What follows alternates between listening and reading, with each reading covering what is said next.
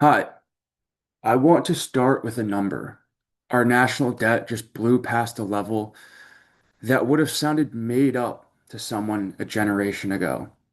And every single year, a real chunk of new spending doesn't go towards our roads, our schools, or our own families. It goes towards conflicts and governments on the other side of the world. That is not a talking point. That's just what the budget actually shows. A quick word on why I'm even standing up here talking about this. I'm a finance major, and pretty much my whole summer has been spent as an M&A analyst looking at where money goes and what it actually produces, both in the deals I look at and honestly in how I think about spending generally. Somewhere along the way, I started looking at US foreign spending the exact same way I look at a bad investment. And that's really what got me thinking about this topic in the first place.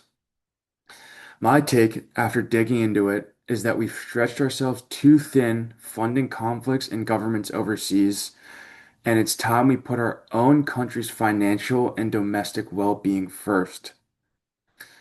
Here's how I want to walk you through that. First, what this actually costs us. Then, the honest case for the other side. And then, why I still think restraint wins out in the end. So let's talk numbers first, because most people have no idea how big this actually is.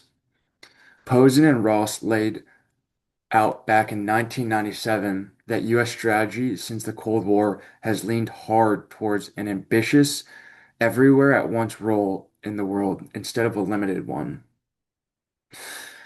And that means paying to keep a military presence and influence going across multiple regions simultaneously.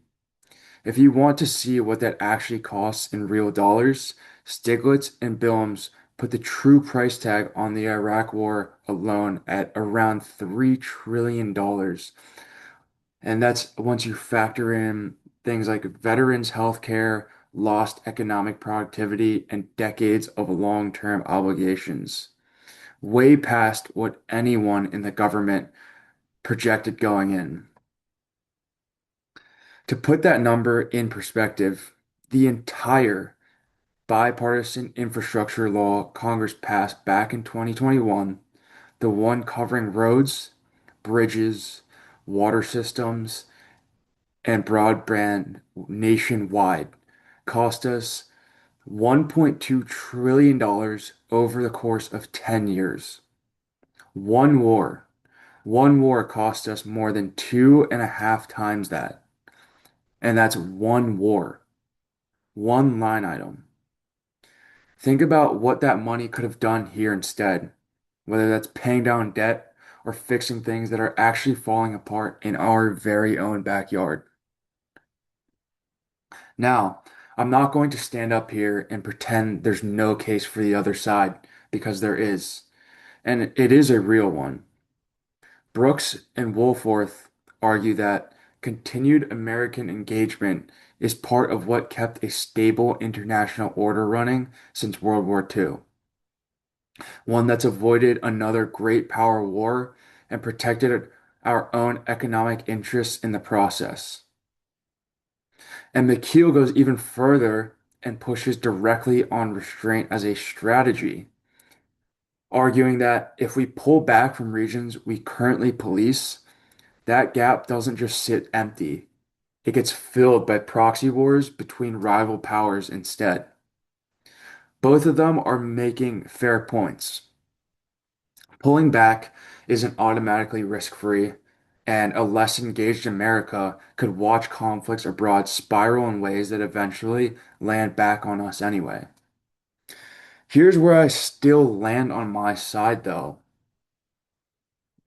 Posen argues that the exact strategy we followed since the Cold War, what he calls liberal hegemony, has turned out to be unnecessary, counterproductive, and honestly, just financially unsustainable. And that pulling back to something more restrained would still protect the security interests that actually matter to us. Mearsheimer and Walt call their version of this offshore balancing, And the idea is simple. We stay ready to step in hard if something genuinely threatens the balance of power, but we stop keeping consistent, expensive present tangled up in conflicts that don't actually threaten us. Part of why this actually matters to me is that offshore balancing stops letting other countries free ride on us. Posen makes the point that when the US carries the full weight of a security guarantee, our allies are basically, they have no incentive to invest in their own defense.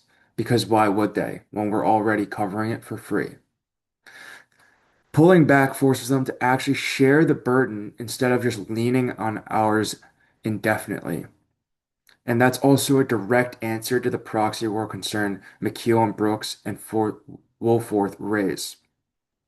Because offshore balancing isn't the same thing as walking away completely. We'd still have the ability to respond if we needed to. We just wouldn't be draining the budget trying to be everywhere all the time.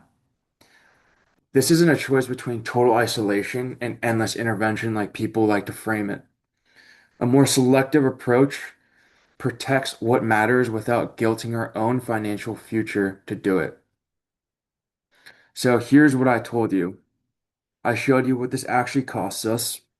I gave you the honest case for staying involved, and I explained why I still think restraint protects us better and for a lot less money.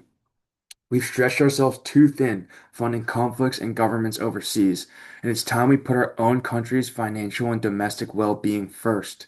So here's what I'm actually asking you to do. Go look up where your own representatives stand on foreign spending and vote for and contact the ones pushing for a more restrained America First approach. This isn't some abstract debate happening far away from us. It shows up in our very own budget every single year.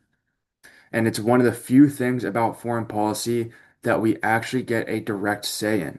So use it. Thank you.